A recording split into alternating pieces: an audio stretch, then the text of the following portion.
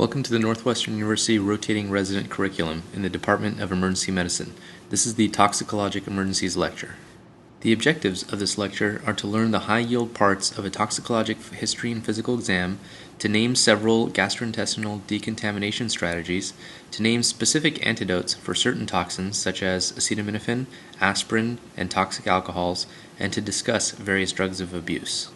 We will illustrate the high-yield parts of a toxicologic history with a case. A 35-year-old female presents with drug ingestion in a suicide attempt. What further history would you want to know? There are several crucial elements of the history that you must determine. First, the type of medication ingested, including dosages, long-acting forms, the total number of pills, and the total number of bottles. Then, other co-inhabitants' medications should also be determined. The time that the ingestion is taken is very important. Co-ingested alcohol or other co-ingested substances may alter the pharmacokinetics and dynamics of the ingested substance. Additionally, dietary, herbal, and food supplement use may have important toxicologic effects. A complete toxicologic history requires someone to go back to the scene of the ingestion to determine if there are any other clues as to the ingested substance. Let us illustrate the high-yield parts of a tox physical exam with a case. A 35-year-old female presents after a suicide attempt with a drug overdose in altered mental status. She is somnolent. What are your initial evaluation steps? What clues on physical examination can help determine the toxin? What are the key parts of the physical examination for an overdose? The high-yield parts of a tox physical exam follows the rules of general emergency medicine. First, the ABCs and any abnormal vital signs should be addressed. A rectal temperature is crucial as many patients with toxicologic exposure have altered mental status and have trouble complying with an oral temperature. In addition to the ABCs, be sure to add a D for dextrose, as a stat glucose is indicated in many patients with toxicologic exposures.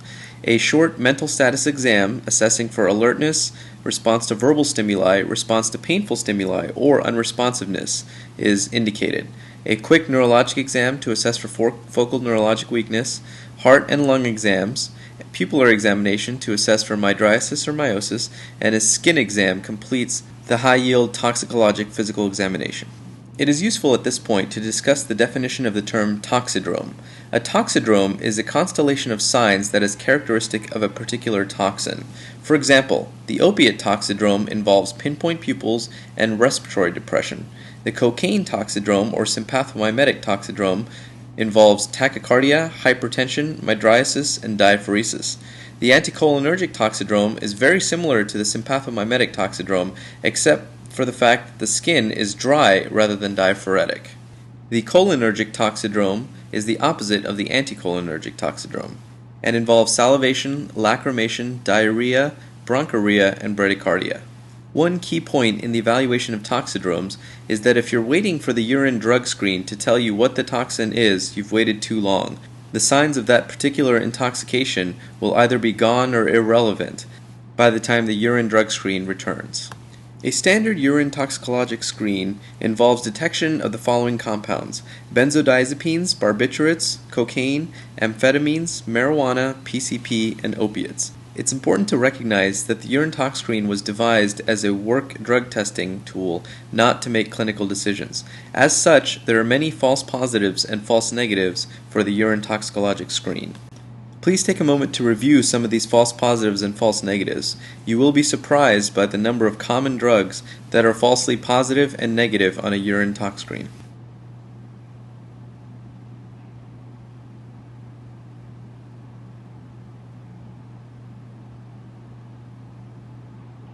Once a toxicologic cause is considered to be highly likely, several routine diagnostic studies are indicated. As usual, obtain a CBC, Chem8, and a urine pregnancy in a woman of childbearing age. Always calculate the anion gap, as this may help determine the toxin.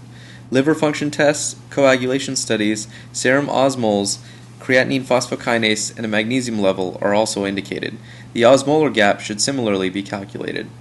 Obtain ethanol, aspirin, and acetaminophen levels routinely in all patients suspected of having drug overdose. This identifies the drugs statistically most likely to be taken in overdose. Again, a urine toxicologic screen is not useful in the acute setting. An EKG is indicated, as is an arterial blood gas to assess for acidosis, carboxyhemoglobin levels, and methemoglobinemia. Occasionally, a KUB X-ray may be obtained to assess for radiopaque medications and body packers and stuffers. Initial toxicologic management involves addressing the ABCs as usual and a glucose, or again, D for dextrose if altered mental status. Gastrointestinal decontamination is the next step.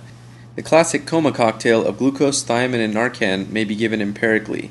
A specific antidote is useful for a selected minority of toxicologic cases, and supportive care remains the mainstay of toxicologic management. We will now discuss gastrointestinal decontamination. Again, we will illustrate these concepts with a case. A 34-year-old man presents with ingestion of 100 milligrams of lorazepam. How should you decontaminate him? What are the options? What are the indications and contraindications? And what is the true outcome benefit? We will attempt to answer these questions over the next few slides. The first option is activated charcoal. Activated charcoal is an inert, non-absorbed carbon powder which absorbs chemicals. It has very high efficacy in vitro, but it has not been shown to significantly improve patient outcomes in clinical trials. The peak effect occurs within 1 hour of ingestion of the toxin, and the dosage is 10-to-1 ratio by weight. It's important to know that activated charcoal does not bind caustics, ions, hydrocarbons, metals, or alcohols. One of the major risks of activated charcoal is nausea and vomiting, which can lead to aspiration and cause a significant charcoal aspiration pneumonitis. This can, in some instances, be more serious than the initial toxin itself. Another option for gastric decontamination is orogastric lavage. Orogastric lavage involves placement of a 40 French orogastric tube to help empty gastric pills. It has not been shown to improve patient outcomes in clinical trials. In current practice, the use of orogastric lavage is limited to ingestions that occur less than 1 hour prior to presentation, or in large overdoses of substances where charcoal will not work, such as heavy metals. Contraindications to the use of orogastric lavage include caustics, hydrocarbons, altered mental status without airway control, and patient refusal. Another option for gastrointestinal decontamination is whole bowel irrigation with Go Lightly. This modality prevents intestinal absorption of heavy metals and sustained release medications. The dosage is 2 liters per hour until there is clear rectal effluent. To achieve this rate, administration via a nasogastric tube is necessary. Contraindications to whole bowel irrigation include GI bleed and bowel obstruction or perforation. In sum, decontamination techniques are very effective in laboratory testing, but efficacy has not been definitively assessed in clinical trials. Decontamination should always occur before symptoms appear. Contraindications to all techniques include the presence or anticipation of altered mental status and any bowel pathology. Syrup of ipecac, which induces nausea and vomiting, should never be used. Orogastric lavage has extremely limited clinical utility and should be reserved for hyperacute presentations of heavy metal or ionic ingestions where charcoal is likely to be ineffective. We will now focus on specific antidotes, illustrating the clinical concepts with cases. A 34-year-old man ingests 40 500 mg acetaminophen tablets. Let us try to answer the following questions over the next few slides. Is this a toxic dose? What is the pathophysiology of acetaminophen toxicity? What are the clinical manifestations, and what is the treatment? Acetaminophen is also called N-acetyl para-aminophenol, or APAP for short. It is the most common reported toxic medicine ingestion and one of the most common causes of acute liver failure in the US and the UK, causing over 100 deaths per year in the US alone. The acute toxic dose of acetaminophen is 140 milligrams per kilograms, or a total of 7.5 grams in the average adult. The toxic metabolite NAPQI is the substance that causes liver necrosis, and liver transplant may be required if an antidote is not given early enough. The 4 stages of clinical manifestations of acetaminophen overdose are Phase 1 from 0 to 24 hours, where patients exhibit nausea, vomiting, and normal labs. Phase 2 from 24 to 72 hours, where patients are relatively asymptomatic as liver transaminases start to rise. Phase 3, which begins around 3 days post-ingestion, is heralded by overt liver failure with jaundice, encephalopathy, and a toxic appearance. Phase 4, occurring after about a week of symptoms, marks the beginning of resolution of the liver failure, which may involve either recovery or death. This is a diagram of acetaminophen metabolism in the patient taking acetaminophen at therapeutic levels. 60% of acetaminophen is glucuronidated in the liver, 30% is sulfated in the liver, and 5% is excreted unchanged in the kidney. 5% is converted by the CP450 system to a toxic metabolite known as NAPG. NAPG is normally reduced by the endogenous antioxidant glutathione. However, in the overdose patient, the glucuronidation and sulfation pathways become overwhelmed, and more than 5% of the acetaminophen becomes exposed to the CP450 system. This produces high levels of NAPG. Glutathione stores then become depleted, and NAPG causes a direct toxic effect on the liver. If enough NAPG is present, the entire liver may be destroyed. Treating acetaminophen overdoses always begins with the ABCs. Charcoal may be used for decontamination, but as we will discuss in the next few slides, an effective specific antidote is available for acetaminophen toxicity and may obviate the need to expose the patient to the risk of charcoal aspiration pneumonitis. Supportive care, as usual, is the mainstay of toxicologic management, and liver transplantation may be pursued if enough liver necrosis has already occurred. Specific laboratory and clinical criteria, known as the King's College criteria, have been devised to assess for the need for liver transplant. The specific antidote for acetaminophen toxicity is N-acetylcysteine, or NAC. NAC acts as a reducing agent to replete glutathione stores. It also has intrinsic anti-inflammatory properties. The oral form of NAC tastes and smells awful, but has virtually no side effects except for nausea. The intravenous form, which can be given in a 24-hour protocol, may cause allergies in very rare cases. The question of when to use NAC in acetaminophen overdoses is illustrated with the Rumack Matthew nomogram. This algorithm explains the likelihood of hepatic toxicity given a certain acetaminophen level on the y-axis and a certain time post-ingestion on the x-axis. Below the nomogram line, hepatic toxicity is unlikely to occur. Above the nomogram line, hepatic toxicity is probable and NAC is indicated. Between the two nomogram lines, hepatic toxicity is possible and clinical judgment is required. However, most practitioners will use the lower line to determine whether NAC is indicated. The 4-hour post-ingestion level is the most important and accurate initial point for the nomogram line. Note that the nomogram applies only to acute ingestions of acetaminophen alone without any co-ingestants such as other drugs, other medications, or alcohol. NAC given within 8 hours of overdose provides virtually 100% protection against liver necrosis. After 8 hours, the effectiveness begins to decrease, but there are several case reports of beneficial effects occurring at even up to 72 hours post-ingestion. So the overwhelming recommendation regarding acute acetaminophen toxicity is, if you don't know the time of ingestion, give NAC first and ask questions later. NAC acts via a variety of different mechanisms. The most important is repleting stores of glutathione so that NAPG can be detoxified. NAC also promotes sulfation of acetaminophen and directly prevents the toxic effect of NAPG on hepatocytes. Let us move on to another toxic substance. A 65-year-old female ingests 50 325 mg aspirin tablets. Let us try to answer the following questions over the next few slides. Is this a toxic dose of aspirin? What is the pathophysiology of aspirin toxicity, and what is the treatment? Aspirin, or acetyl salicylic acid, is metabolized in the liver. Salicylic acid is the active compound and is broken down by a variety of mechanisms. In overdose, these mechanisms become overwhelmed, and salicylic acid accumulates in tissues, causing pathologic effects. The major morbidity and mortality due to aspirin overdose is from salicylic acid buildup in the central nervous system. The therapeutic mechanism of aspirin is to inhibit cyclooxygenase. Importantly, in overdose, aspirin causes central emesis and central respiratory stimulation.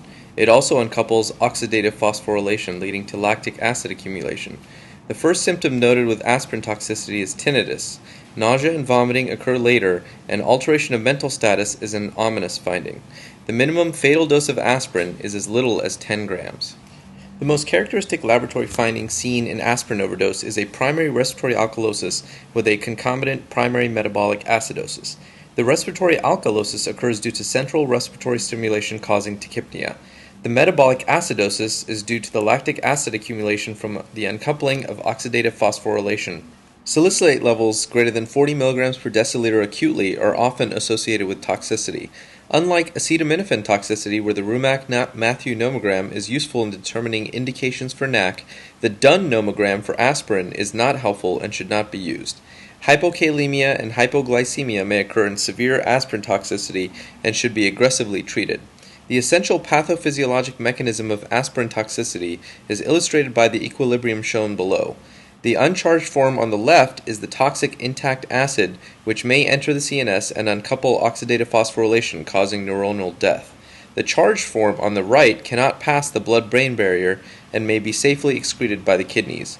It is crucial to remember that therapy for aspirin toxicity involves pushing the equilibrium to as far to the right as possible, that is, avoiding endogenous acidosis and providing supplemental alkalinization to promote breakdown of the dangerous hydrogen salicylate compound. Treatment of aspirin toxicity involves beginning as always with the ABCs. Decontamination with activated charcoal is useful in reducing the total aspirin load.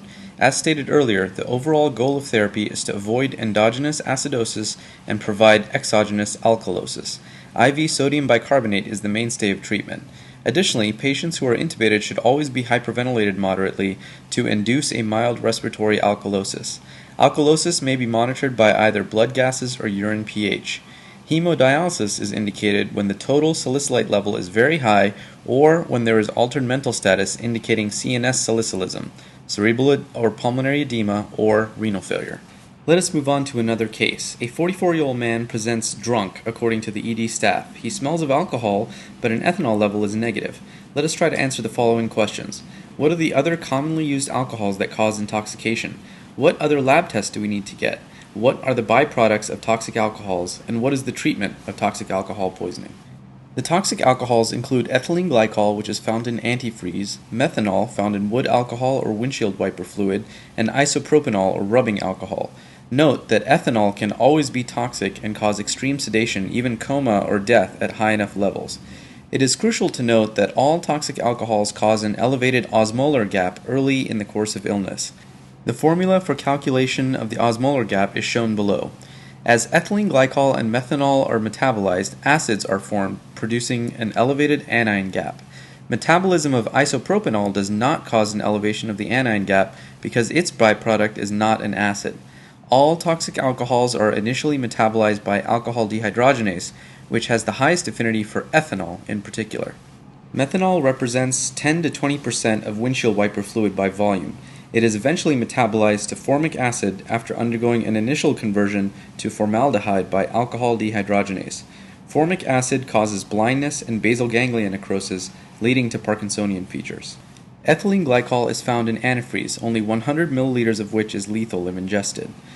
Ethylene glycol is metabolized eventually to glycolic acid and oxalic acid, both of which can cause direct renal tubular necrosis. Oxalic acid will also result in the formation of calcium oxalate crystals and stones. Isopropanol, or rubbing alcohol, causes CNS and myocardial depression, leading eventually to coma and death.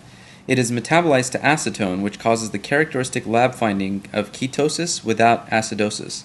Anion gap should be normal in patients with isopropanol ingestion. Acetone has minimal organ toxicity, but may interfere with certain laboratory creatinine assays, causing the false appearance of renal insufficiency. Treatment of toxic alcohol poisoning initially involves addressing the ABCs. There is no effective mode of gastrointestinal decontamination. In the past, ethanol therapy was initiated to occupy alcohol dehydrogenase so that the toxic alcohols would not be converted to their lethal acidic metabolites. Today, a drug known as 4-methylpyrazole occupies alcohol dehydrogenase with the highest affinity and prevents toxic metabolite formation. Slow renal clearance can help to remove the toxic alcohols, but a significant ingestion will require hemodialysis. Additionally, if enough time has passed such that the toxic acid metabolites are already formed, dialysis may be required. Cofactors such as bicarbonate, pyridoxine, folate, and thiamine can augment renal clearance. It is important to note that 4-methylpyrazole is only necessary for ingestions of ethylene glycol and methanol, not isopropanol. Isopropanol ingestions may be managed with aggressive supportive care, as the major morbidity is sedation and loss of airway control. Let us now turn to drugs of abuse. A 22-year-old female presents with altered mental status from a quote-unquote drug overdose while at a party. Could this be cocaine, PCP, heroin, ecstasy? What are the pathophysiologic mechanisms of these drugs? What are the clinical findings, and what are the treatments of toxicity? Cocaine is likely the number one cause of illicit drug-related ED visits. Its mechanism is via reuptake inhibition of the major neurotransmitters, dopamine, norepinephrine, and serotonin. The rate of onset of action of cocaine is fastest with the inhaled route, followed by IV, intranasal, then PO. Clinical effects include manifestation of the sympathomimetic toxidrome, including tachycardia, hypertension, diaphoresis, and mydriasis. Cocaine also produces coronary vasospasm, platelet aggregation, CNS stimulation, and seizures. Cocaethylene is a compound that is formed when cocaine is combined with ethanol. It has a lower LD50 and quadruple the half-life of cocaine alone. A special note should be made in patients with cocaine chest pain, as it is the #1 symptom noted with cocaine use. Compared with non-cocaine users with chest pain, cocaine users with chest pain have a higher likelihood of acute coronary syndrome, pneumothorax, aortic dissection, pneumomediastinum, pneumonia, endocarditis, and pericarditis. Disposition of patients with cocaine chest pain has been addressed in a study by Weber et al. In 2003. Over 300 patients were admitted to an observation unit for cocaine chest pain. The important exclusion criteria were patients with ST segment abnormalities on EKG and positive troponin. Patients were watched for 12 hours in the observation unit and assessed for poor outcomes in 30 days. Results indicated that there were no deaths or dysrhythmias within 30 days of observation admission. 4 patients returned with MIs, but all had continued cocaine use. The conclusions were that an observation unit stay is sufficient for evaluation of a low-risk patient with cocaine chest pain. Heroin is known biochemically as diacetylmorphine. It is an agonist at the mu, kappa, and delta opioid receptors. The clinical effects include analgesia, euphoria, meiosis, and CNS and respiratory depression. The half-life of heroin is around 30 minutes. The half-life of the antidote, naloxone, is about the same, so a significant heroin overdose may require multiple doses of naloxone for optimal treatment. The #1 cause of mortality in heroin use is respiratory depression. Heroin is generally not associated with hypotension except in the near respiratory arrest state. 2% of patients with heroin overdose develop an idiosyncratic non-cardiogenic pulmonary edema, which can be life-threatening. PCP, or Phencyclidine, is a dissociative anesthetic and a sympathomimetic. It is a glutamate antagonist at the NMDA receptor. PCP may be taken orally, intravenously, intranasally, or inhaled. The major clinical effects noted are psychosis and severe violent behavior. A characteristic clinical finding seen with PCP overdose is vertical or rotary nystagmus. The treatment of choice for calming agitated patients are benzodiazepines. Ecstasy is also known as 3,4-methylene dioxymethamphetamine, or MDMA for short. It is an interesting combination of both a sympathomimetic and a hallucinogenic, a sort of cross between cocaine and LSD. The intended effects are euphoria and sensory enhancement.